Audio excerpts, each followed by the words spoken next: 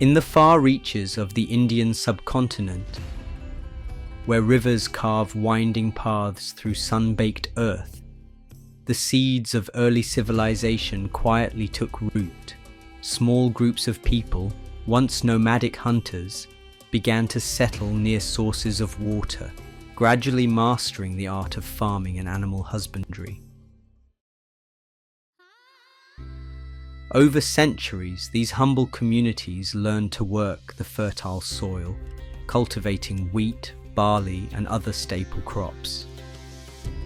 In the process, they forged deeper bonds with the land and each other.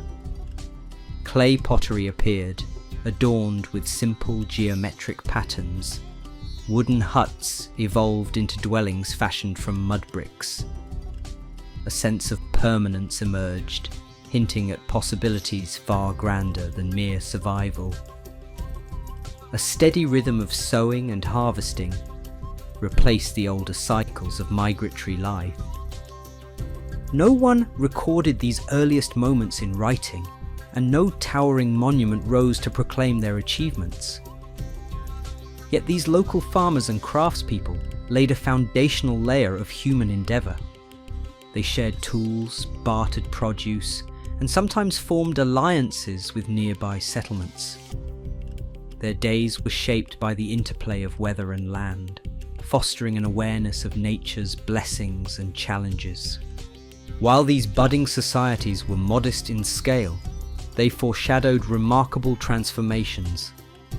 Eventually, on this subcontinent, so varied in climate and terrain, flourishing centres of commerce, art, and religion would arise. At this embryonic stage, however, such grandeur lay in the distant future, awaiting the next leaps of ingenuity that would carry India into the threshold of urban life.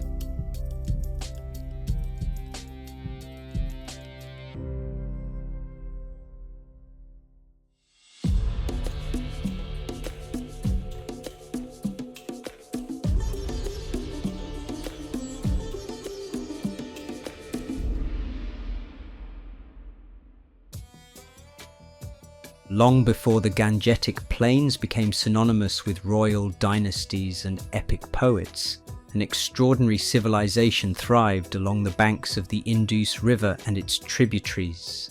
Known today as the Indus Valley Civilization or Harappan culture, it flourished between roughly 2600 and 1900 BCE, stretching across what is now Pakistan and parts of northwestern India.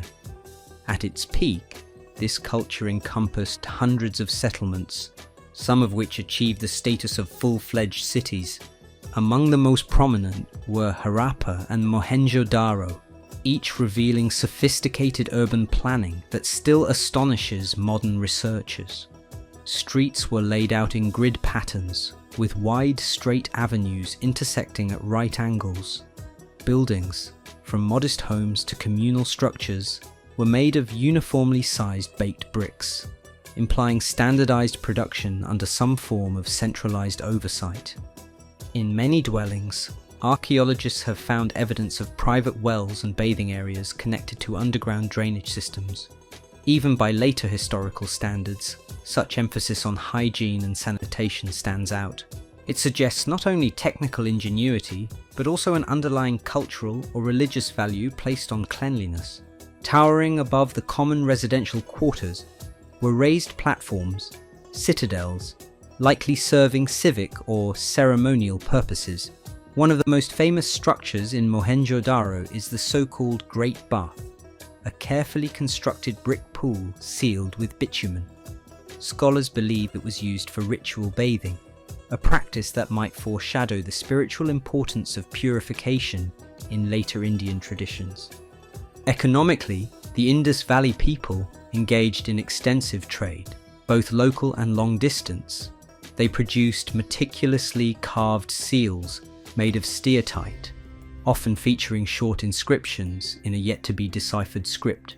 These seals were pressed into clay, on goods or storage containers, hinting at a bureaucratic system of commerce. Some depict animals like bulls, rhinoceroses, and elephants, perhaps emblems of city-states or lineages. Others show a horned figure seated in a meditative pose, leading some scholars to speculate about early forms of deity worship that could parallel aspects of Hindu practices centuries down the line. Harappan traders exchanged goods with neighboring cultures, including Mesopotamia, where references to a distant land called Meluha might refer to the Indus region. Artifacts such as carnelian beads and terracotta figurines have turned up far from their original homes, underscoring the civilization's far-reaching network. Ports like Lothal offered maritime connections, suggesting that ships laden with cotton textiles, precious stones, and metal ores navigated the waters of the Arabian Sea. Despite these impressive achievements, many aspects of Indus society remain mysterious.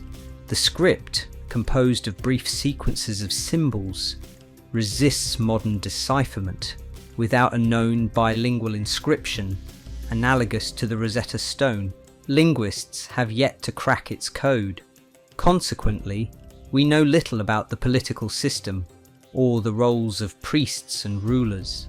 No unambiguous palace or temple structures have been found, leading to theories that their society may have been more egalitarian or governed by councils rather than absolute monarchs.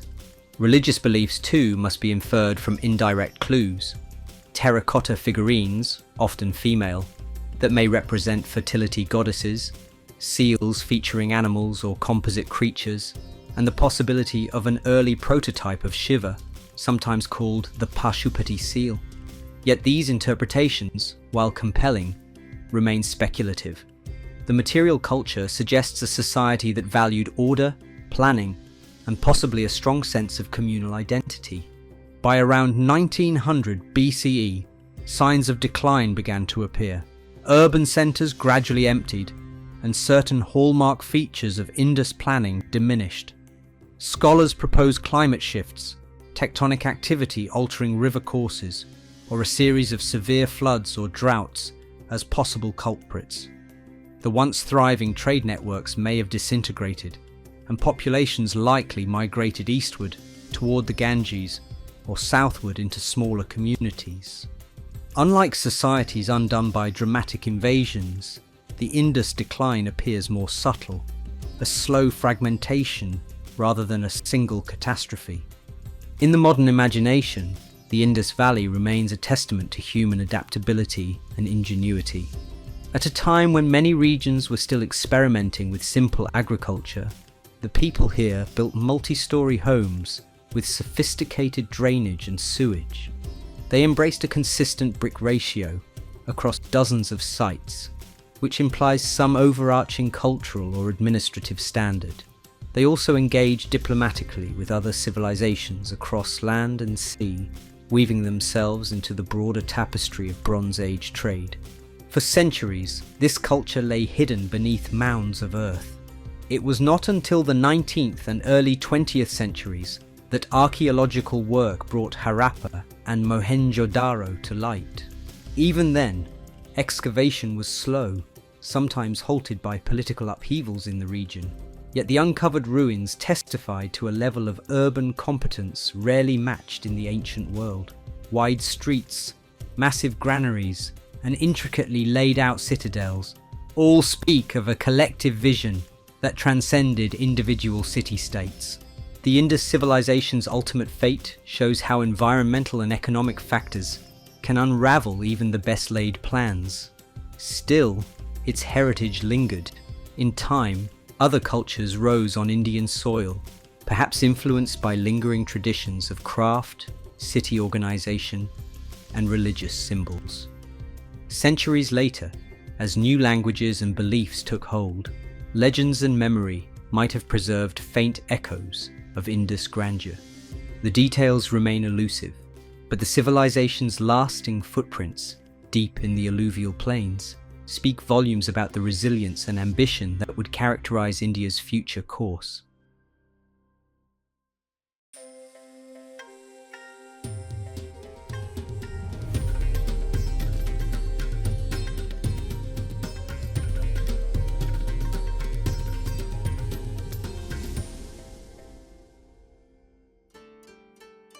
After the Indus cities fell silent, waves of migrants, often referred to as Indo-Aryans, gradually moved into the northwestern fringes of the subcontinent.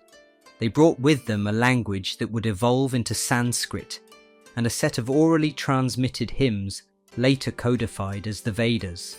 This period, loosely spanning 1500 to 500 BCE, marked a profound cultural shift in northern India, forging many of the religious and social structures that endure to this day.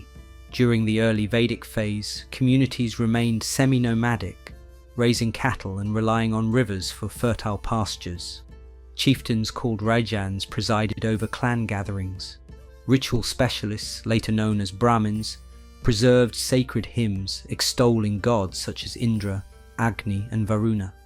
Central to their practice was the fire sacrifice, where offerings of milk, grain, or clarified butter were poured into flames amid recitations of Rigvedic verses. These rituals not only honoured the gods but also served as a vital bond uniting each tribe. As centuries passed, people pushed deeper into the Gangetic plains. The late Vedic period saw an expansion of agriculture. Iron tools aided in clearing forests, and new settlements rose along the Ganges. Society became more stratified. The Varna system, hinted at in Rigvedic texts, began crystallizing. Brahmins, priests, Kshatriyas, warriors, Vaishyas, agriculturalists and traders, and Shudras, servants. This emerging social order, initially fluid, hardened over time into a hereditary hierarchy.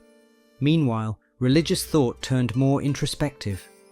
Alongside ritualistic devotion stood the Upanishads, philosophical treatises exploring the nature of the self, Atman, and ultimate reality, Brahman. Concepts like karma and rebirth became central, and while orthodox priests continued elaborate sacrifices, certain sages sought a deeper understanding of existence beyond ritual. This duality allowed Indian religious tradition to grow both outward, through public rites, and inward, through meditative inquiry. By the 6th century BCE, large stretches of the Ganges basin had shifted from isolated clans to emerging states. The Vedic age left in its wake Sanskrit as a prestigious tongue, an elaborate corpus of Vedic literature, and frameworks for social conduct. Daily life entwined with worship, dawn and dusk offerings to the household fire, recitations of sacred chants, and respect for those seen as keepers of divine wisdom. Though political power did not yet coalesce into a vast empire, the seeds were firmly planted. The concept of a king whose authority was sanctioned by the gods began to take shape. Ritual performance and the blessing of Brahmins provided legitimacy, while the warrior class protected expanding frontiers. Merchants facilitated trade, forging links between distant tribes and ensuring a flow of resources needed to support new communities. This foundation would soon be tested and transformed as rivalry among growing states brought about the era of the Mahajanapadas. Yet the Vedic legacy would long outlast the period itself. In centuries to come, both the spiritual quest of the Upanishads and the social codes emerging from Vedic rituals would serve as pillars for evolving Hindu philosophy.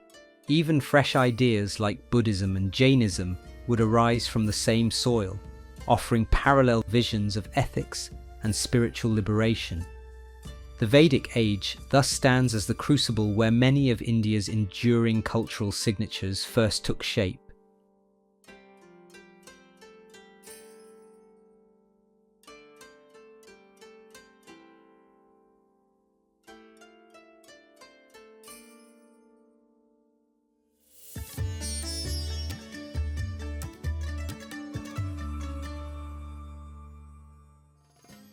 By the 7th and 6th centuries BCE, northern India was dotted with a patchwork of new polities known as the Mahajanapadas, great realms that had grown out of earlier tribal settlements. Some were monarchies ruled by lineages of Kshatriya kings, while others, like the Vaji Confederation, functioned as republics governed by assemblies of clan chiefs. Each Mahajanapada strove to control trade routes, farmland, and strategic fortifications, leading to frequent rivalries and shifting alliances.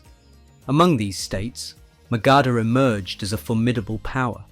Situated primarily in the fertile lands of present-day Bihar, Magadha benefited from abundant agricultural resources, a position along the Ganges River, and access to iron deposits in nearby hills. Successive rulers, beginning with the Harappan Dynasty, recognized the potential of these advantages. Under King Bimbisara, circa 6th century BCE, Magadha seized territories like Anga to the east and forged dynastic marriages to strengthen its claims. He was also known for hosting spiritual luminaries, such as the Buddha and Mahavira, suggesting a degree of religious tolerance or diplomatic savvy. Bimbisara's son, Ajatashatru, continued his father's ambitions. He fortified the capital at Rajagriha with robust walls and later initiated the development of a new administrative centre at Pataliputra, strategically located near the confluence of major rivers. According to certain sources, he employed innovative siege weapons to conquer the Vajji Confederation, showcasing Magadha's evolving military technology. By this time, Magadha was no longer a local kingdom. It had begun to dominate its neighbours, setting the stage for even larger political consolidations. This period was also marked by burgeoning intellectual ferment. While Brahmins performed Vedic rituals at various courts, new religious and philosophical movements gained traction among both elites and commoners. The Buddha, born a Kshatriya in the Shakya clan, preached a middle path that challenged strict Vedic orthodoxy. Mahavira, associated with Jainism, taught ascetic discipline and non-violence. Both found followers across the Mahajanapadas, reflecting a climate of openness to fresh ideas. Yet for all its spiritual dynamism, the era remained deeply political. Mahajanapadas like Kosala, Kashi and Avanti contended for supremacy, but Magadha outpaced them through strategic conquests and careful governance. By the late 5th century BCE, the region's balance of power tilted decisively toward Magadha. Kings not only invested in armies, but also in roads, urban improvements, and systems of tax collection. The Ganges became a lifeline for commerce, transporting grains and goods to newly emerging markets. Eventually, Magadha's ambitions culminated in the rise of the Nanda Dynasty, renowned for amassing enormous wealth and maintaining an army reputedly unparalleled in size. Their reach extended far beyond the Ganges basin, impressing and intimidating observers from other lands. Though the Nandas were formidable rulers, their heavy taxation and centralized administration bred resentment among some subjects. Conditions became ripe for an internal revolt that would overthrow the last Nanda king, Dana Nanda, around the end of the 4th century BCE. At that moment of upheaval, a young claimant named Chandragupta, mentored by the cunning advisor Chanakya, seized control of Magadha. In so doing, he founded the Mauryan Empire, an entity that would eclipse all previous kingdoms in scope. Magadha, once just one among 16 Mahajanapadas, thereby assumed a central place in Indian history. Against this backdrop of palace intrigues, alliances, and evolving religious thought, northern India edged closer to a unified empire. The Mahajanapadas provided the stage on which visionary rulers and radical thinkers shaped the future of the subcontinent. As new dynasties gathered momentum, the old patchwork of city-states began to fuse under stronger leadership. Soon the land would witness the rise of a vast imperial realm that would leave a lasting mark on governance, diplomacy, and spiritual life across South Asia.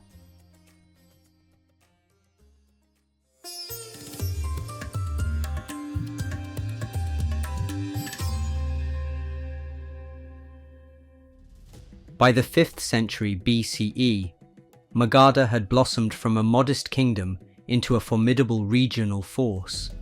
Yet the foundations of its future empire would be laid by several dynasties that emerged in rapid succession: Haryanka, Shishunaga, and finally the Nandas.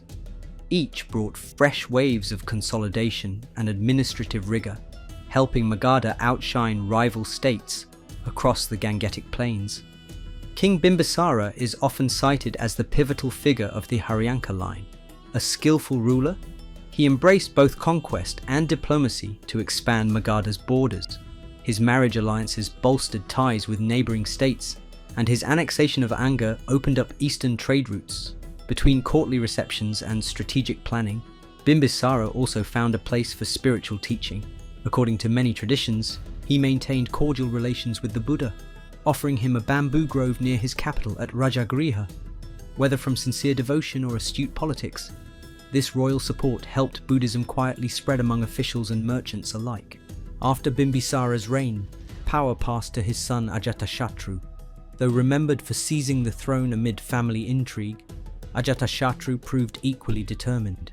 He fortified Rajagriha with stone walls and continued to project Magadha's might over other Mahajanapadas. The storming of the Vajji Confederation required newly developed siege engines, suggesting that Magadha's military technology had advanced significantly. Yet Ajatashatru, like his father, also engaged religious leaders of the day. The city of Rajagriha hosted debates among ascetics, Brahmins, and followers of newly emergent faiths, an intellectual climate that complemented Magadha's political rise.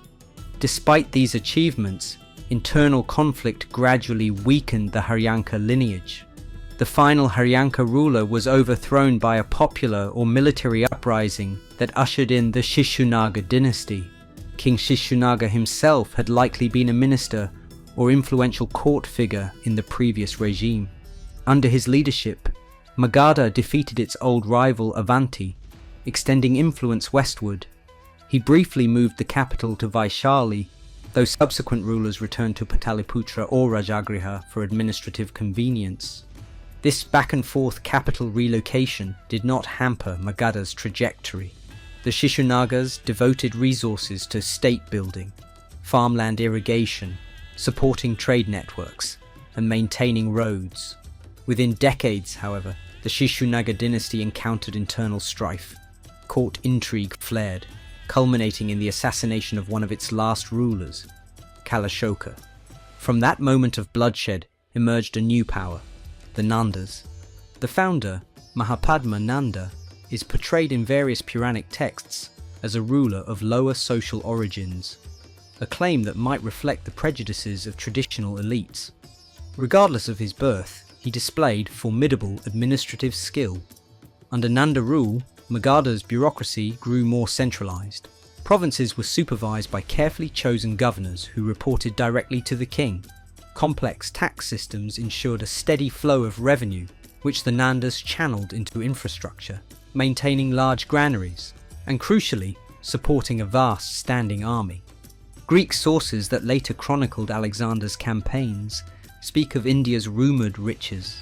Though Alexander never directly confronted the Nandas, his soldiers apparently heard tales of their colossal forces, hundreds of thousands of infantry, thousands of war elephants, and an immense cavalry. Whether exaggerated or not, such numbers underscored the scale of Nanda ambition. Their capital at Pataliputra, by some accounts, brimmed with activity, merchants from distant lands, artisans refining metalwork, and officials collecting tributes. Yet power on this scale often invites discontent. Heavy taxes provoked murmurs among peasants and traders alike. The court itself became riddled with factional disputes, further fueling resentment. It was amid this environment of mounting dissatisfaction that a Brahmin strategist named Chanakya would enter the scene. Offended or dismissed by the Nanda court, Chanakya sought to topple the dynasty. Finding a promising ally in a young adventurer named Chandragupta, he orchestrated a revolt to unseat Dana Nanda, the last of the clan. Though details vary, most sources agree that the Nanda downfall was swift. Disillusioned military leaders sided with Chandragupta and Chanakya, or at least failed to defend the Nanda king with vigour. In the aftermath, Chandragupta Maurya claimed Magadha's throne, marking a decisive break with the past. Yet the Nandas left behind a transformative legacy. Their centralized governance and disciplined army became templates for subsequent empires. Even Chanakya's treatise, the Arthashastra, hinted at the innovations and excesses of Nanda rule. Thus, ironically, the dynasty that Chanakya helped destroy laid the groundwork for an empire destined to overshadow all predecessors. Haryanka conquests had sparked Magadha's early expansion, Shishunaga rulers had preserved momentum, and Nanda ambition had fused massive resources under a single crown. In many respects, they pushed the boundaries of what a subcontinental kingdom could achieve, both administratively and militarily. Nevertheless, the dawn of the Mauryan era would soon eclipse their accomplishments, as Chandragupta and his heirs turned Magadha into a realm stretching across nearly the entire subcontinent. In that sense, the tumultuous story of pre-Mauryan dynasties functioned as the overture to a grand imperial symphony about to unfold.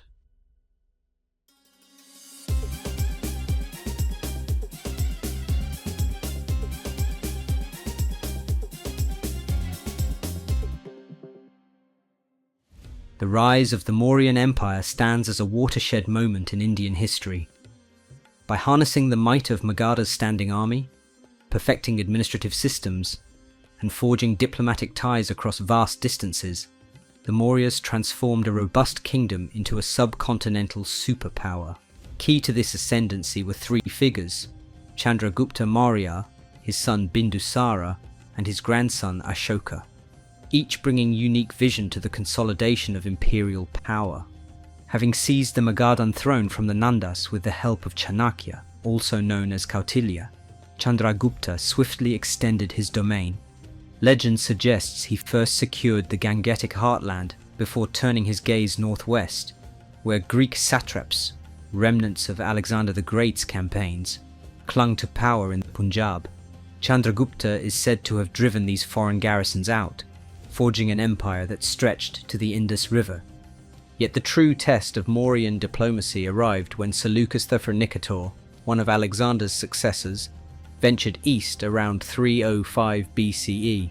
Expecting to reclaim lost territories, Seleucus encountered a determined Chandragupta with a vast force at his disposal. After a stalemate, both sides reached a treaty. Seleucus ceded significant areas in what is now Afghanistan to the Mauryas, receiving in exchange 500 war elephants, a commodity highly valued in Hellenistic warfare. This pact laid the foundation for ongoing Indo-Greek relations, with both courts exchanging envoys and gifts. Central to Chandragupta's governance was an emphasis on bureaucracy. Chanakya's Arthashastra, though compiled in its extant form later, reflects the style of statecraft typical of early Mauryan rule. Detailed taxation, layered provincial administration, and a network of spies. Pataliputra, the capital, became a sprawling metropolis protected by wooden walls and a deep moat. Megasthenes, a Greek ambassador stationed there, wrote of grand palaces, busy markets, and complex social hierarchies. Under Chandragupta, a sense of order pervaded. Laws were enforced by magistrates, labour was organised for public works, and centralised record-keeping allowed the throne to keep abreast of developments throughout the empire. While sources differ on the latter phase of Chandragupta's life, many traditions say he eventually embraced asceticism under the influence of Jain monks, abdicating the throne in favour of his son Bindusara. Whatever the case, the empire he handed down was a formidable structure, its boundaries secure, its treasury filled by systematic taxation, its roads facilitating trade and swift troop movement. Few polities in the ancient world possessed such depth of administrative integration. Bindusara, often overshadowed by his father and son, nonetheless played a crucial role in maintaining Mauryan strength. Called Amitraghata, slayer of foes, in some inscriptions, he reportedly subdued regional chieftains across the Indian peninsula, pushing imperial reach further south. This expansion halted just short of the Tamil realms at India's southern tip, indicating both logistical limitations and the resilience of local polities like the Cholas and Pandyas. Still, Bindusara's success in controlling the Deccan Plateau allowed for a vibrant exchange of goods, spices, minerals, textiles, flowing between north and south. Diplomatically, Bindusara kept open channels with Hellenistic powers. Envoys from the Seleucid Empire and possibly other Greek states visited Pataliputra, fostering cross-cultural links. There is evidence that Greek craftspeople and merchants found opportunities in Mauryan lands, while Indian ivory, exotic animals, and luxury items made their way west. Although Buddhism had begun to flourish under Chandragupta, Bindusara himself may have leaned toward Brahmanical traditions. Regardless, he appears to have tolerated varying beliefs, avoiding the sectarian strife that might have disrupted governance. Historical details from Bindusara's reign remain sparse. Much of what we know comes from later references or the diaries of foreign visitors. Still, it seems he strengthened the administrative apparatus inherited from Chandragupta, maintaining elaborate networks of provincial governors, collecting revenue efficiently, and ensuring the Mauryan military remained well provisioned. Courtly life in Pataliputra likely continued with a cosmopolitan flair, hosting officials from different corners of India and beyond. After Bindusara's death, a succession struggle erupted among his offspring. Out of this turmoil emerged Ashoka, who would become one of history's most intriguing monarchs. Early in his reign, Ashoka resembled the typical conqueror king. He led a bloody campaign against the eastern state of Kalinga, resulting in massive casualties. Yet this victory became a moral turning point. Confronted by the devastation, Ashoka reportedly underwent a profound change of heart, rejecting further aggressive warfare in favour of Dhamma, the moral law he sought to uphold across his empire. This shift was no mere rhetorical flourish. The Edicts of Ashoka, inscribed on pillars and rocks throughout Mauryan territory, offer direct insight into his policies.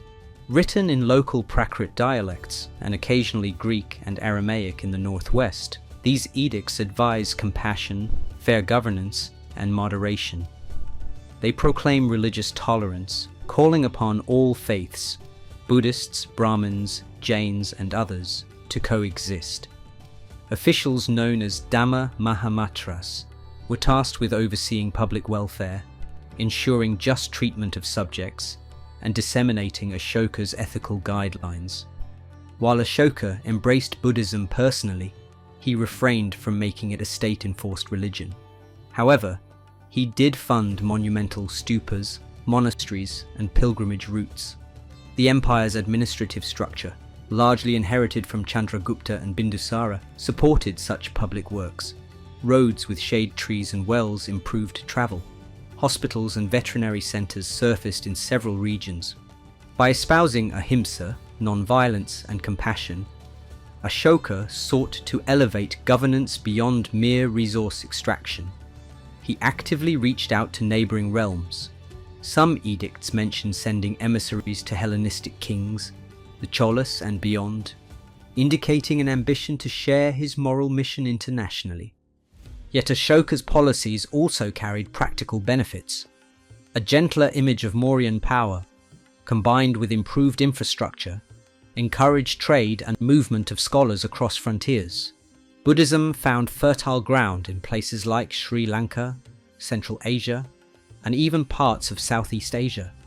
Ashoka himself proudly referred to the conquest by Dhamma as greater than any military conquest. Despite these high ideals, the empire continued to require taxes and troops to maintain territorial unity. In some outlying provinces, local governors enjoyed wide discretion and occasionally vied for independence. After nearly 4 decades of rule, Ashoka passed away. Though widely admired, his example did not prevent future discord. His successors lacked the same commanding moral authority or personal dynamism. The empire's sheer size was difficult to oversee. Local elites had grown accustomed to autonomy. One by one, peripheral territories started drifting from the centre. By around 185 BCE, The Mauryan Line ended when General Pushyamitra Shunga deposed the last Mauryan king. Still, the Mauryan Empire's impact on the subcontinent was vast.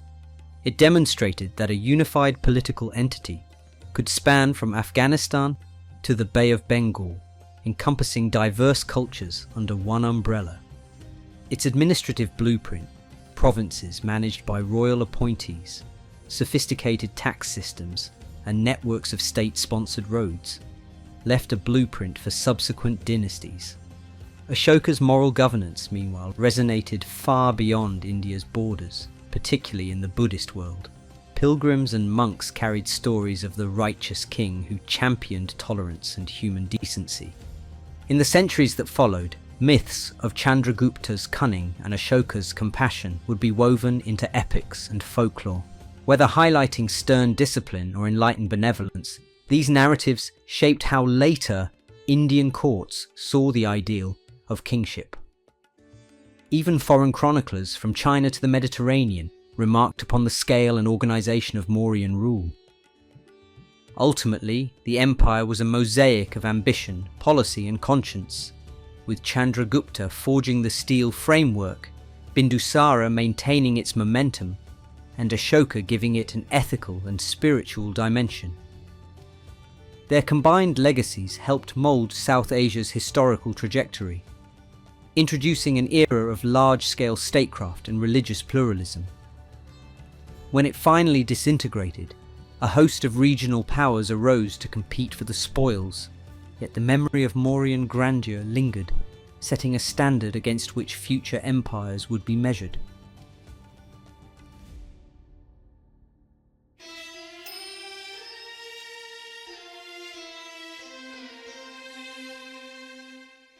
With Ashoka's passing, the Mauryan Empire lost its unifying force. Subsequent rulers struggled to maintain centralized authority, and local power brokers increasingly charted their own paths. By 185 BCE, the last Mauryan monarch was overthrown by Pushyamitra Shunga, a former military commander. Thus commenced the Shunga Dynasty, marking a new chapter of political fragmentation and cultural renewal. Pushyamitra Shunga retained Pataliputra as his capital, yet the empire he inherited was a far cry from Ashoka's vast domain. Many western and southern provinces had already drifted away. Nonetheless, the Shungas remained assertive. They successfully repelled Greek forays from Bactria, an echo of Chandragupta's earlier victories. Some textual sources cast Pushyamitra as hostile to Buddhism, alleging that he disrupted monastic communities. Other evidence, however, suggests that Buddhist art and donations persisted, especially in stupa sites like Barhut or Sanchi. It is possible the monarchy supported Brahmanical worship while tolerating, though not actively sponsoring, other sects. Shunga rulers like Agnimitra expanded influence into central India. They also oversaw significant cultural patronage. Sculptural reliefs flourished around Barhut, depicting scenes of the Buddha's previous lives, Jatakas, with inscriptions referencing Shunga officials. These works bridge the artistic gap between Mauryan pillars and the later flourishing of Gandharan and Matharan styles. Ultimately, internal strife and court intrigues compromised Shunga longevity. Around 73 BCE, the last Shunga king was assassinated by his minister, Vasudeva, who then founded the Kanva Dynasty.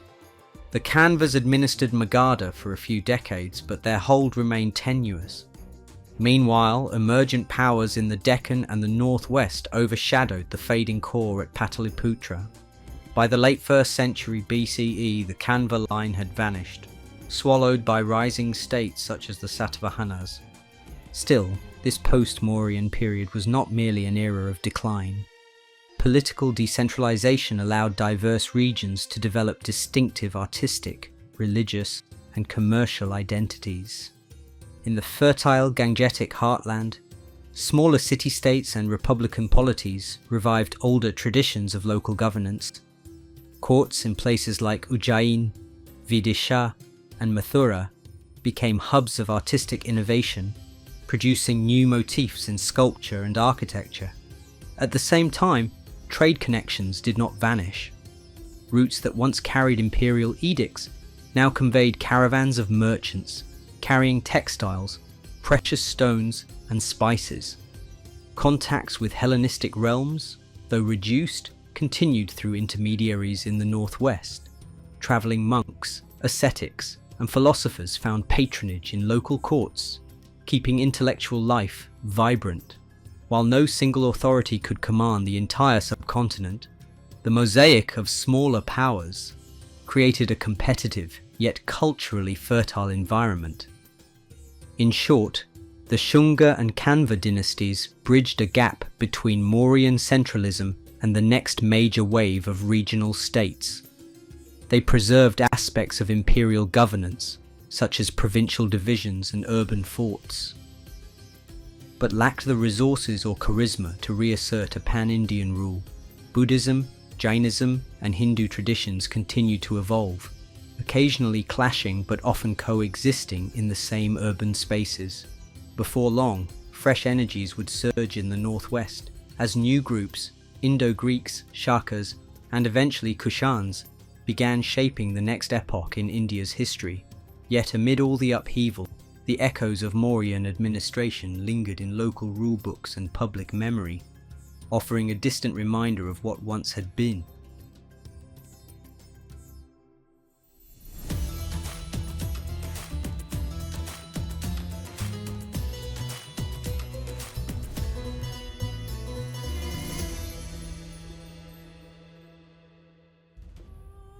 As central authority waned in Magadha, a series of foreign powers penetrated the subcontinent from the northwest.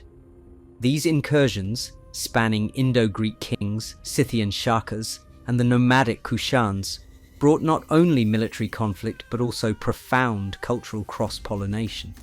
Between the 2nd century BCE and the 2nd century CE, northwestern India became a vibrant frontier, where Iranian, Hellenistic, and indigenous traditions converged.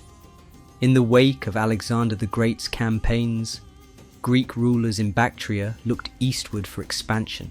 Demetrius I was among the first to cross the Hindu Kush, establishing Greek-ruled enclaves in the Punjab. Over time, multiple Indo-Greek polities arose, each with its own coinage and capital city. The most renowned monarch, Menander, known in Indian sources as Milinda, reputedly governed a sizable territory from Sagala, modern Sialkot. A famous Buddhist dialogue called the Milinda Panha depicts Menander engaging in a philosophical exchange with the monk Nagasena, suggesting that some Indo-Greek kings embraced or at least respected local faiths. Greek presence left tangible imprints on local culture. Bilingual coins featured Greek on one side, and Kharosti or Brahmi on the other. Artistic styles reflected a Hellenistic flair for realism, seen in early sculptures found along the Upper Indus region. These Indo-Greeks introduced advanced minting techniques and measured weights, influencing trade far beyond their immediate dominions. However, their rule was fractured. Competing Greek rulers often vied for supremacy. By the late 1st century BCE, they faced relentless pressure from migrating tribes like the Shakas. Gradually, Indo-Greek strongholds receded, yet their legacy endured in coinage, art, and pockets of Greek-speaking communities that likely fused into the broader Indian milieu.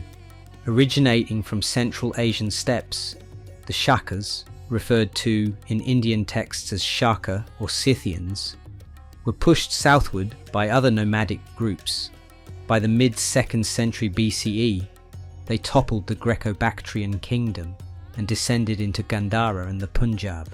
One branch established itself in the northwestern region, another moved further into western India, forming what came to be known as the Western Kshatrapas. Their ruler, Mawes or Moga, seized territories around Taxila, employing Iranian administrative customs blended with local norms. In parallel, the so-called Western satraps gained control of regions in Gujarat, Malwa, and parts of Maharashtra. Kings like Nahapana and Rudradaman mine minted coins inscribed with Greek letters alongside Brahmi, or Kharosti. Rudradaman in particular gained fame for a Sanskrit inscription praising his conquests and governance, an early example of Sanskrit's growing prestige. This cross-pollination of Iranian and Indian elements yielded a rich tapestry. Shaka nobility sponsored Buddhist caves, funded local temples, and occasionally claimed genealogies linking them to Hindu epics.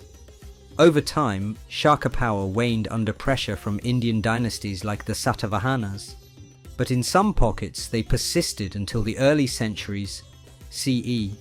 Amid the Shakas, another Iranian group, often labelled Indo-Parthians, also carved out pockets of control. The most notable figure was Gondophares, who ruled parts of eastern Iran and northwestern India in the 1st century CE. Though overshadowed by Shakaos and Greeks, the Indo-Parthians further enriched the region's cultural complexity, continuing cross-border trade with West Asia. Apocryphal Christian texts refer to an Apostle Thomas reaching Gondophares' court, illustrating how diverse faiths moved along the trade corridors linking the Mediterranean, Persia, and India. By the 1st century CE, a new force supplanted these earlier migratory groups, the Kushans, a branch of the Yuezhi people from Central Asia. United under leaders like Kujula Kadphises, the Kushans swept through Bactria, then crossed into the Indus basin. Successive kings expanded their domains. One of the most illustrious, Kanishka I, circa 127 to 150 CE, presided over an empire stretching from the Oxus River to the Gangetic heartland, with capitals at Purushapura, Peshawar, and Mathura. Kanishka is renowned for championing Buddhism, though his coinage honoured a pantheon of deities, Greek, Persian, Hindu, and Buddhist.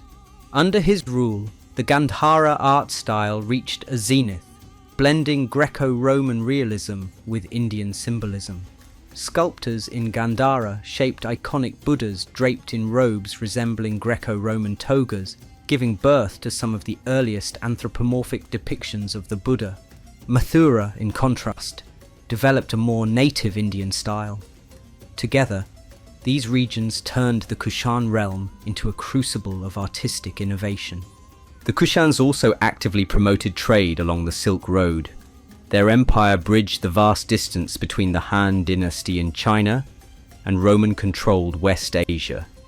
Caravans carried silk, spices, precious metals, and occasionally religious texts or iconography. Prosperous urban centres peppered the empire, benefiting from commercial tolls. The famous Kanishka casket stands as a testament to the opulence and religious patronage of this period. Administratively, the Kushans adapted local systems. They employed Greek script for Bactrian inscriptions, used Kharosti and Brahmi in Indian territories, and minted gold coins of remarkably high purity. Their rulers assumed grandiose titles like King of Kings, echoing Persian tradition. In adopting local deities alongside foreign gods, Kushan monarchs shaped a cosmopolitan ethos that resonated beyond their downfall. These successive invasions and kingdoms, Indo-Greek, Shaka, Indo-Parthian, and Kushan, transformed northwestern India into a cultural mosaic. Greek sculptors honed local stone into lifelike forms. Iranian governors introduced new administrative ideals, and merchants from all corners patronized shrines that offered blessings for safe journeys. Buddhism in particular thrived under patrons such as Menander and Kanishka, gaining new doctrinal expressions like Mahayana, which emphasized bodhisattvas and elaborate ritual. Local communities, far from merely resisting outsiders, found ways to integrate them.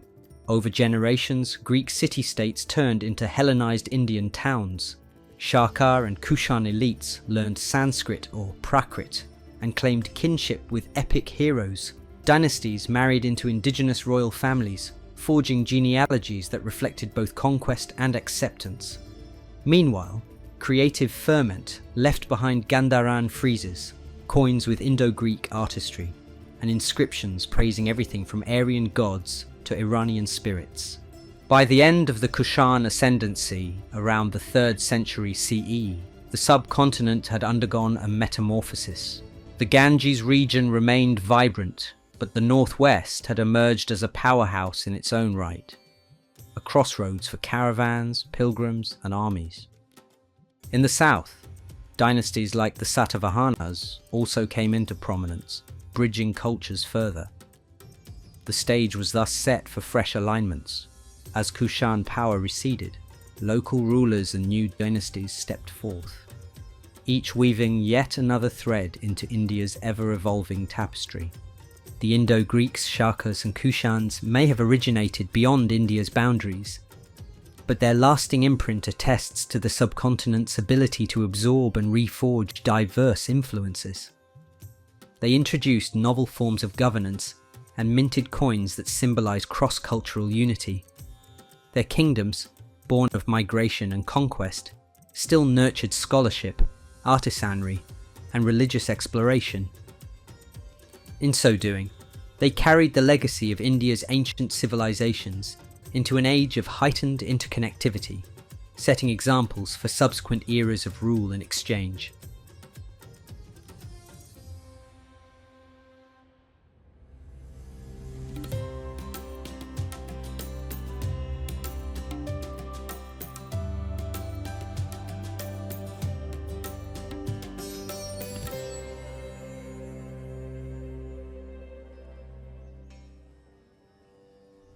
As the northern subcontinent grappled with the rise and fall of various post-Mauryan powers, a different story was unfolding across the Deccan Plateau. Here, a prominent indigenous dynasty called the Satavahanas, or Andhras, emerged around the late 3rd century BCE, eventually dominating much of peninsular India. Their governance and cultural patronage would link the north and south in new and enduring ways. The Satavahanas traced their lineage to semi-legendary ancestors, but truly came into focus under kings such as Simuka and later Satakarni I. Building on the administrative practices of the Mauryas, they established regional centres and minted a distinctive coinage. Their heartland spanned present-day Maharashtra, Telangana, and Andhra Pradesh, with capitals shifting at times, from Pratisthana, Paithan, on the Godavari River to other sites like Amaravati. Rather than imposing a rigid central authority, Satavahana rulers often recognized local chieftains who paid tribute and provided troops when needed. Gautamiputra Satakarni, 1st to 2nd century CE, propelled the dynasty to its zenith. He defeated the western Kshatrapas, Scythian rulers entrenched in parts of Gujarat and Malwa, reasserting indigenous power. His mother, Gautami Balashri, commemorated his conquests with inscriptions praising him as a restorer of Brahmanical order. Yet the Satavahanas were far from narrow in religious scope. They also supported Buddhism, endowing monastic complexes such as the rock-cut caves at Nashik, Karla and Baja. Commerce thrived under their reign, fed by trade routes bridging the Gangetic plains, the western ports on the Arabian Sea, and the southern tip of India. Unlike the large-scale bureaucratic machine of the Mauryas, Satavahana administration combined royal oversight with feudal-like structures. Local governors, sometimes hereditary, enjoyed relative autonomy in day-to-day affairs. Elite women of the royal household, including queens and dowager mothers, occasionally sponsored religious monuments and inscribed their names on cave donations. Prakrit served as the primary language of official inscriptions, though Sanskrit influence gradually grew. Trade, both inland and maritime, was a critical pillar of Satavahana prosperity.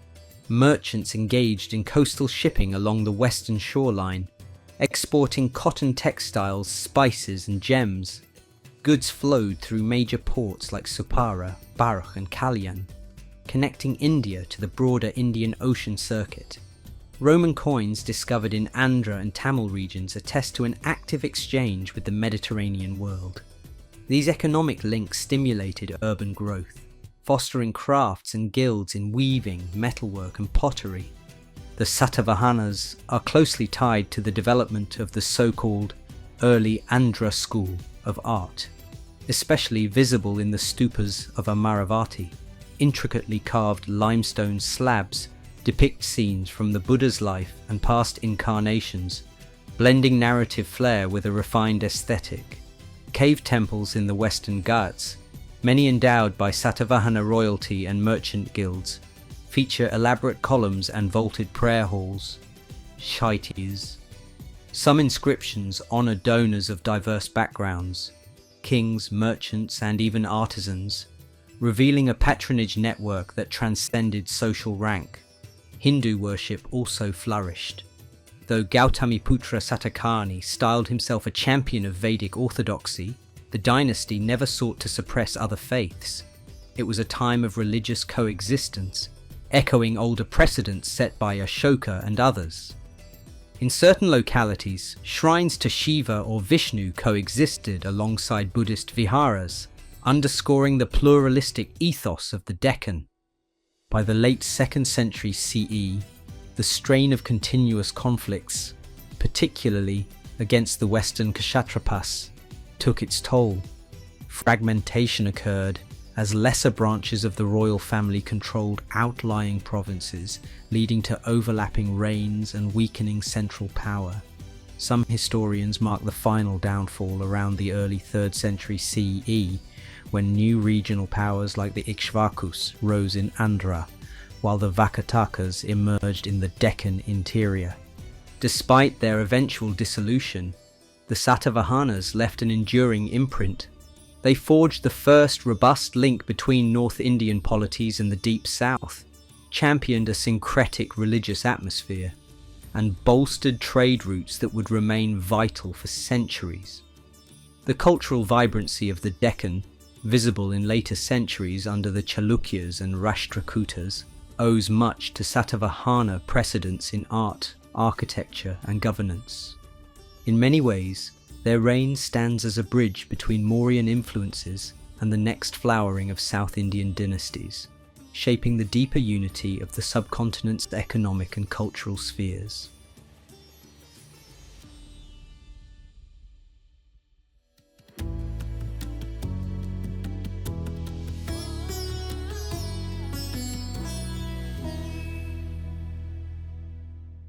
While northern and central India witnessed a succession of imperial powers, the far south developed along its own distinctive lines.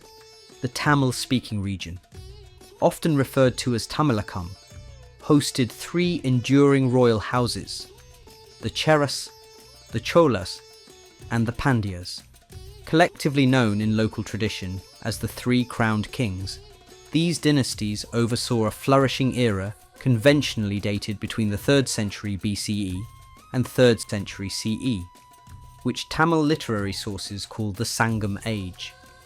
Situated largely in present-day Kerala, the Cheras controlled prime trade routes along the Malabar coast. Ports like Muziris, Muchiri, became famous for spice exports, particularly black pepper, which enticed Roman and West Asian merchants.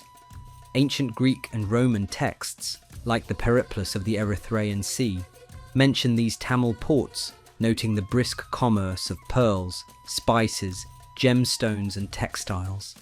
Chera kings, sometimes bearing titles referencing the Vanji region, appear in poems extolling their martial valour and generosity toward poets. Despite dealing with monsoon-lashed harbours and mountainous terrain, Chera domains thrived on cross-oceanic exchange, forging cultural links that stretched to the Red Sea and beyond. East of the Western Ghats, along the fertile Kaveri Delta, rose the Cholas. Rooted in Tamil tradition, early Chola rulers built their capital near Urayur and later moved to Puhar, Kaveripattinam, a bustling port at the mouth of the Kaveri River. They excelled at maritime trade, maintaining commercial ties with Southeast Asia.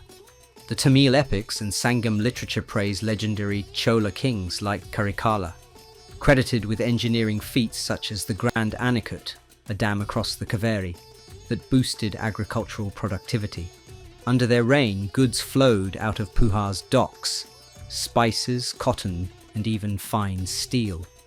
Although territorial conquests waxed and waned, Chola influence at sea endured, paving the way for later medieval expansions into Sri Lanka and the Malay Peninsula. In the deep south, the Pandyas ruled from centres like Madurai. Classical sources describe Pandya lands as rich in pearls, harvested along the Gulf of Mannar. Pandya rulers cultivated a courtly ethos, sponsoring learned assemblies known as Sangams. These gatherings of poets and scholars produced a vast corpus of Tamil literature, known broadly as Sangam poetry. Collections like the Etuthukai, 8 anthologies, and Patu Patu, 10 idylls, celebrate love, war, and the generosity of kings. Poets praised Pandya rulers for their skill in battle and the lavish gifts they bestowed upon bards, elephants, gold, and sometimes entire villages. Far from being mere propaganda, Sangam poetry offers a vivid window into Tamil society. It distinguishes between Akam, interior themes of love and emotional life, and Puram, exterior themes of warfare and public honour. Landscapes, Kurinji, mountains, Mulai, forests, Marutam, farmlands, Natal, coastal regions, and Palai, arid tracts, serve as symbolic backdrops for different moods and social contexts. While idealized, these verses encapsulate aspects of daily life: farmers irrigating fields, merchants trading in bustling bazaars, and warriors upholding clan honor in fierce skirmishes. Women poets and patrons also appear in these texts, indicating a more nuanced role for women in Tamilakam's cultural spheres. Beyond literature, the Tamil South was notable for its religious eclecticism. Local deities like Murugan, linked to Skanda in northern traditions, commanded devotion, alongside mother goddesses akin to Kotravai, later identified with Durga or Kali. Though some Brahminical rituals entered the region, and Buddhist or Jain ascetics travelled extensively through the southern kingdoms, Tamil deities retained strong regional identities. Temples, initially simple shrines, eventually evolved into more sophisticated architecture, especially in the post-Sangam centuries. Tamilakam's strategic position thrust it into regular contact with Roman merchants. Archaeological finds of Roman coins in interior towns and references to embassies suggest a significant volume of exchange.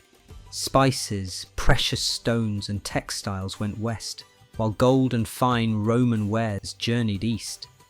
This commercial prosperity underpinned the splendour of the Chera, Chola, and Pandya courts, allowing them to patronize music, dance, and temple-centered rituals.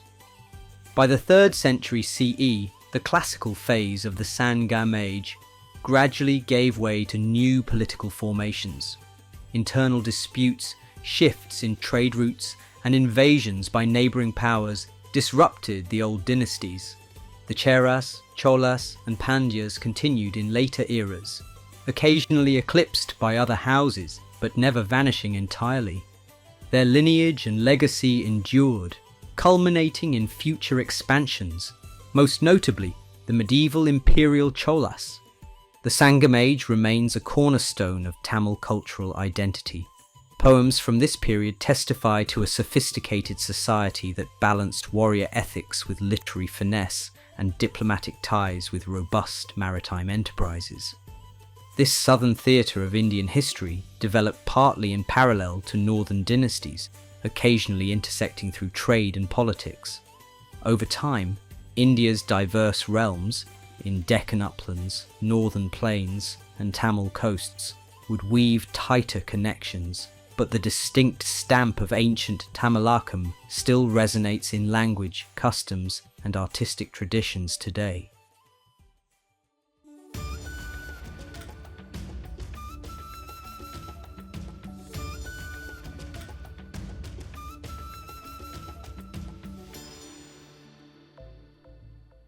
Around the dawn of the 4th century CE, a new power arose in northern India that would usher in a period often lauded as a classical age.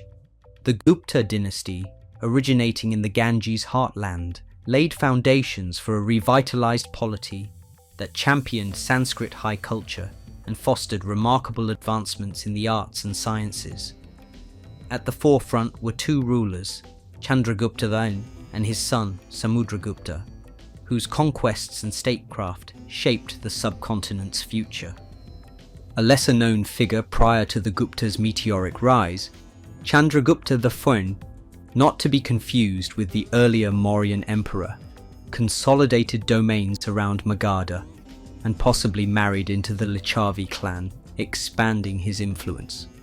By approximately 320 CE, he had assumed the title Maharajadiraja, King of Kings, signalling a claim to paramount status. Though smaller than the Mauryan expanse of old, Chandragupta's realm benefited from the fertile Gangetic plains, robust trade routes, and renewed urban growth. It was in this environment that the Guptas minted gold coins featuring images of the king alongside his queen, Kumara Devi, a significant stamp of royal identity that would set the tone for future Gupta issues. Chandragupta I's reign remains only partially documented.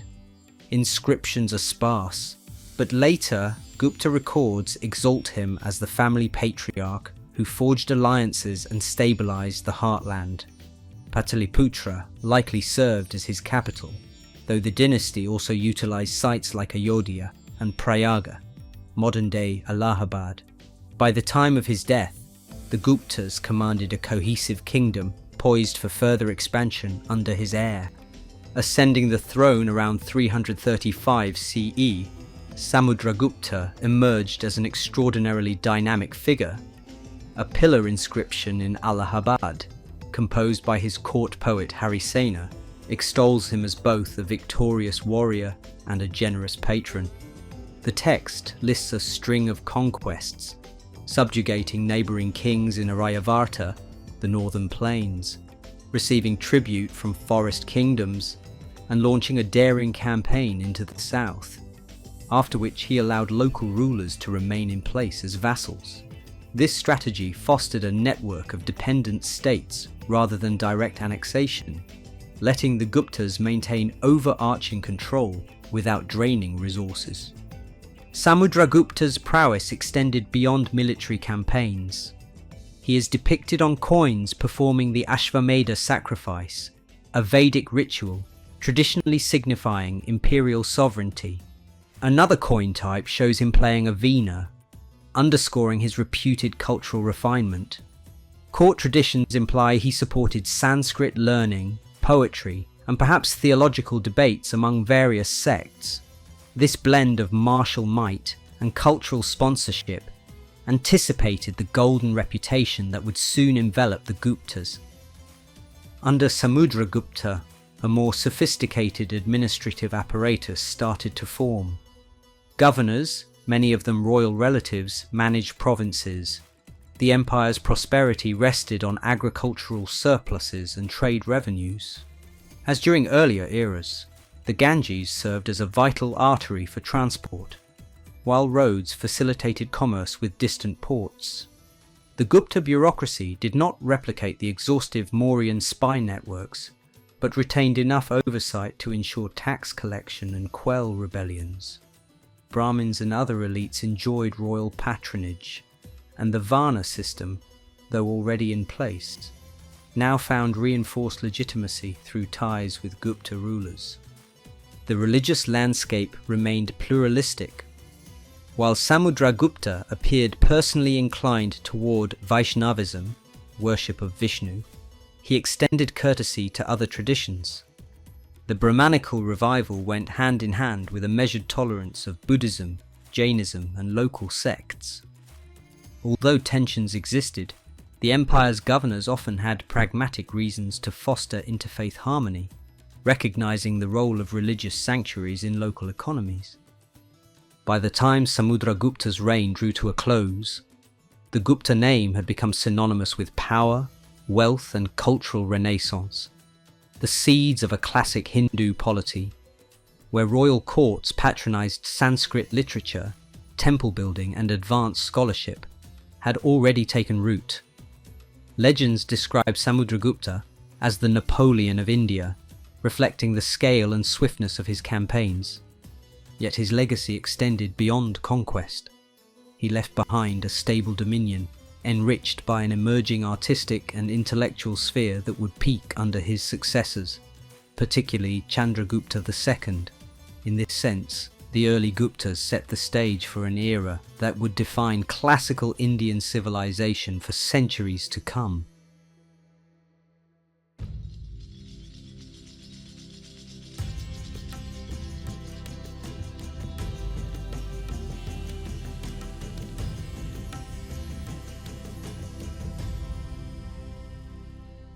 By the turn of the 5th century CE, the Gupta Empire reached what many historians hail as its golden age. This period, spanning roughly the reigns of Chandragupta II, also known as Vikramaditya, Kumaragupta I, and Skandagupta, saw an outpouring of artistic creativity, breakthroughs in mathematics and astronomy, and a heightened patronage of Sanskrit. Though political challenges persisted, especially on the empire's frontiers, the internal heartland enjoyed stability and prosperity rarely matched in India's earlier epochs. Following Samudragupta's ambitious reign, his successor Chandragupta II, circa 380 to 415 CE, consolidated empire-wide authority through diplomatic marriage alliances, like uniting his daughter with the Vakataka ruler in the Deccan. He safeguarded southern approaches. Externally, Chandragupta II is best known for subduing the western Kshatrapas, a Scythian dynasty that had long contested northwestern regions. These victories opened lucrative trade routes extending from Gujarat's ports into Central Asia. The empire's footprint now stretched across much of northern India, from the Arabian Sea to Bengal. Administration under Chandragupta II deftly balanced imperial control with local governance. Provincial rulers or feudatory chiefs retained partial autonomy, provided they acknowledged Gupta overlordship and paid tribute. A network of officials collected taxes, oversaw public works, and administered justice. The capital at Pataliputra likely remained significant, yet Chandragupta II also favoured Ujjain, strategically located for commerce and cultural patronage. Contemporary descriptions by the Chinese traveller Faxian paint a picture of a well-ordered realm. He noted mild punishments for crimes, an absence of capital penalties, and ample philanthropic institutions supporting travellers and mendicants. The reality was likely more nuanced. Local disputes and frontier strife continued. Still, the overall impression of prosperity endures. A hallmark of the Gupta Golden Age was the efflorescence of Sanskrit literature. Royal courts embraced Sanskrit as the language of prestige, overshadowing older Prakrit usage for official inscriptions. Poets, dramatists, and scholars thrived under Gupta patronage. Tradition refers to the Navaratnas, or 9 gems, at Chandragupta II's court, though exact membership remains partly legendary. The most celebrated among them is Kalidasa, lauded as classical India's preeminent poet and playwright. Works like Shakuntala, Meghaduta, Cloud Messenger, and Raghuvamsha combined lyrical elegance with profound emotional insight, influencing literary traditions across Asia for centuries. Another luminary, Amarasimha, compiled the Amarakosha, a seminal Sanskrit thesaurus. Scholastic treatises on grammar, aesthetics, and religious philosophy proliferated, aligning with the empire's endorsement of intellectual pursuits. While many texts have been lost or reworked over time, the extant corpus testifies to a blossoming of literary creativity that made the Gupta court a magnet for knowledge seekers. The Gupta era saw a remarkable evolution in art and architecture, often described as the classic phase of Indian sculpture and temple design. Stone and terracotta sculptures acquired a graceful, idealized realism, neither overly rigid nor purely naturalistic.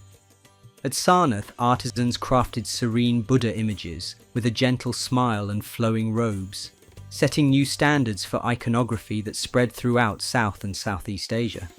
Temple construction also entered a new phase. Earlier dynasties had favoured wooden or rock-cut sanctuaries.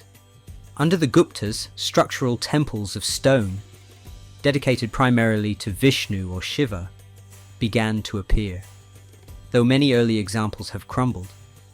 Surviving sites like the Dashavatara temple at Deoghar reveal a penchant for ornate doorways, intricate panels depicting myths from the Ramayana or Puranas, and a sanctum, Garbhagriha, housing the primary deity.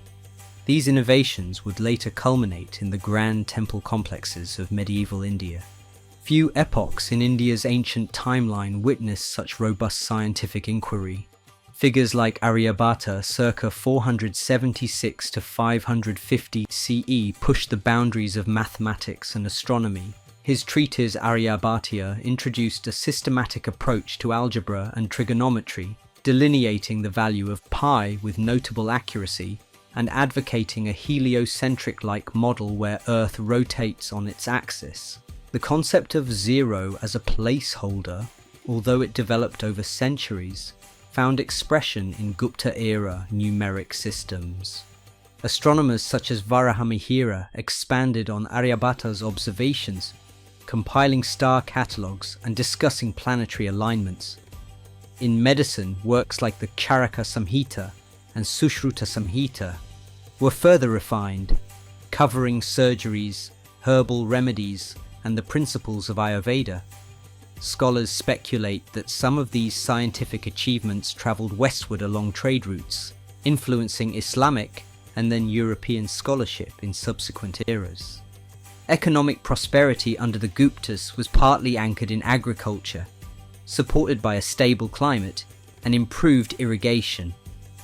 However, long-distance trade also played a significant role. Gupta gold coins, adorned with depictions of kings performing Vedic rituals or martial feats, circulated widely, symbolizing both wealth and ideological claims to power. Coastal hubs in Western India funneled merchandise toward the Middle East, while overland caravans ventured through the Hindu Kush towards Central Asia.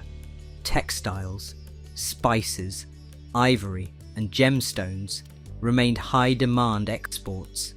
Socially, the Brahmanical Varna framework became more entrenched. Yet the period also saw nuanced social mobility via land grants to Brahmins and temples, forging a feudal-like hierarchy in rural areas. Women of elite strata sometimes held property or exerted influence at court, but patriarchal norms generally restricted their legal standing. Meanwhile, trade guilds wielded collective clout in urban settings, negotiating privileges and sponsoring religious shrines. Hinduism reached a mature phase under Gupta sponsorship. Devotional worship of Vishnu and Shiva expanded, fueled by the composition of new Puranic texts that enshrined mythologies and rituals.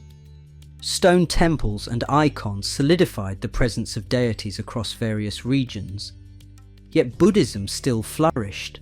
Sites like Nalanda in eastern India began evolving into major monastic universities, attracting scholars from across Asia. Jain communities likewise participated in intellectual discourse, sometimes supported by affluent merchants. At times, these religious currents intersected with philosophical debates. Schools of logic, Nyaya, grammar, and metaphysics contested interpretations of the Vedas. Gupta courts often hosted such discussions, reflecting the empire's broad tolerance for intellectual diversity, albeit within a broader Brahmanical cultural framework. Despite the potential for sectarian rivalry, most polities recognized the stabilizing role of religious institutions and pilgrim traffic. From the mid-5th century onward, external pressures tested Gupta strength. The Hunas, Hephthalites, began pushing into northwestern India.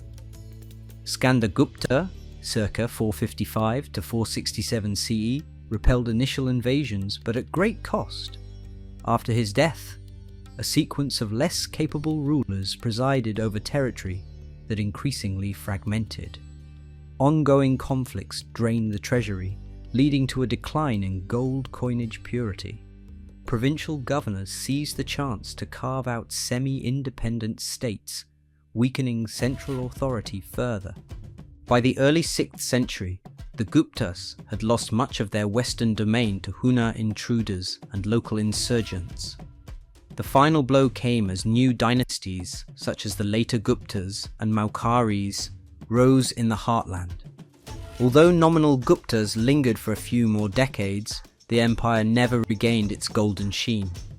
Yet the echoes of Gupta grandeur, embodied in literature, scientific treatises, temple art, and social structures, continued to mold the subcontinent's identity. Despite its eventual demise, the Gupta Empire established a prototype of regal splendor, scholarly achievement, and cultural integration. Countless subsequent dynasties, from Harsha's brief North Indian unification to the Vijayanagara Empire in the south, would draw inspiration from Gupta accomplishments. Indian chroniclers and foreign visitors alike marveled at the era's creative vitality, which they perceived through inscriptions, coin hoards, temple ruins, and classical Sanskrit texts. Modern perspectives have sometimes idealized the Guptas as embodying a perfect synthesis of state, religion, and learning. In reality, it was an age of contrasts. Lofty court culture alongside local feudal complexities, religious tolerance amid stratified social norms, and a refined aesthetic overshadowed by brutal frontier wars. Yet, it is precisely these complexities that give the Gupta Golden Age its texture, an era when art, science, and faith intertwined with politics, shaping a legacy that would echo across centuries of Indian history.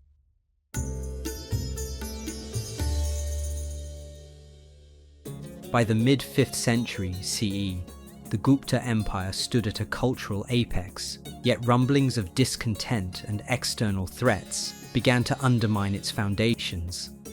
Skandargupta's valiant campaigns against the invading Hunas, Hephthalites, epitomized the empire's resilience, but these costly conflicts drained resources and tested the unity painstakingly forged by earlier Gupta monarchs. When Skandargupta died around 467 CE, he left behind an imperium severely taxed by warfare. Successive waves of Hunas encroached upon northwestern India, exploiting the empire's weakened peripheries. These Central Asian nomads had already toppled major states along the Silk Road. Under leaders like Toramana and later Mihirakula, the Hunas penetrated deep into the subcontinent, disrupting trade routes and pillaging prosperous cities. Attempts by late Gupta rulers, such as Buddhagupta and Narasimhagupta, to hold the frontier often met with mixed success. Local governors, increasingly autonomous, sometimes defected or chose accommodation with the Hunas for self-preservation.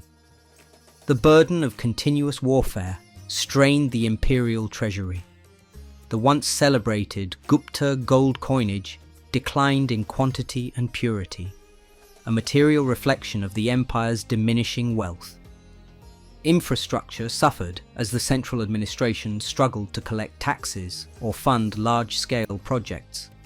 Nominal Gupta kings still reigned in parts of Magadha and eastern India, but their reach grew tenuous. Inscriptions reveal crumbling hierarchies, with local rulers declaring semi-independence and forging their own dynasties. Beyond military setbacks, socio-economic changes hastened the decline. Feudal arrangements, wherein the court granted land to nobles, religious institutions, or military officers, led to fractured authority. Regional lords amassed local power, hoarding resources once directed to the capital.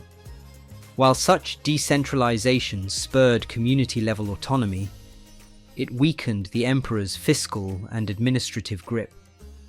Peasants found themselves beholden to feudal landlords rather than directly to royal officials, reducing the Gupta monarch to a largely symbolic figure in areas outside core territories. Religiously and culturally, the Gupta realm remained vibrant. Buddhism persisted through monastic complexes such as Nalanda, and Hindu devotion thrived around growing temple networks. Yet the empire's faltering military and bureaucratic apparatus could no longer guarantee safe passage for pilgrims or protect trade caravans. Overland commerce, which had once funneled wealth into North Indian cities, began to shift or contract under persistent conflict. By the early 6th century, the Gupta Empire had fractured beyond repair. Huna rulers established temporary footholds in Punjab and parts of the Ganges basin. Regional dynasties like the Maukharis in Kannauj and the later Guptas in eastern India inherited fragments of the imperial domain. While these successors occasionally invoked the illustrious Gupta name to bolster legitimacy, they lacked the resources or commanding vision to restore empire-wide cohesion. Still, the legacy of Gupta rule cast a long shadow. Their patronage of Sanskrit literature, temple architecture, and scientific endeavours had sparked a lasting renaissance in Indian culture, even as political unity waned. The intellectual and artistic achievements of the Gupta age continued to shape regional courts. Poets and scholars cited the era as a benchmark of classical refinement, and temple-building traditions expanded into new forms under post-Gupta dynasties.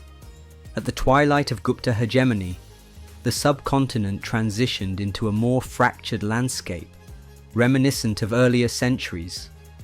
Rival powers competed for dominance, sometimes unifying sizable regions, but never reassembling the entire north under a single banner, at least not until later medieval empires. Thus ended a centuries-long experiment in grand imperial integration.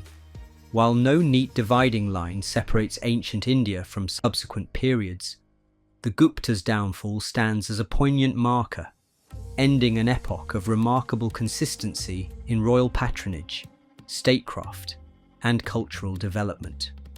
Though the Gupta collapse was not abrupt, it signalled the close of India's classical ancient phase. In its wake, new polities emerged, some short-lived, others more lasting, each weaving fresh threads into the evolving tapestry of the subcontinent. Overland routes shifted, maritime trade found alternate corridors, and religious centres adapted to new patrons. On the cosmic scale of India's history, the Gupta era remains a golden beacon of unity and artistry, a high point scholars and traditional lore alike have revered for centuries. With its passing, India entered a transitional age marked by both continuity of cultural identity and a scramble for political realignments that would define the early medieval world.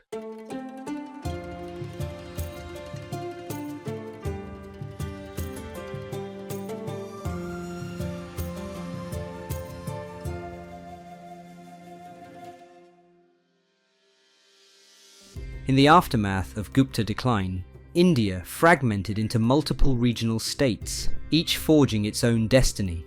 In the north, rulers like Harsha of Thanesar, 7th century CE, briefly reunited portions of the Gangetic Plains, drawing on Gupta administrative precedents and courtly styles.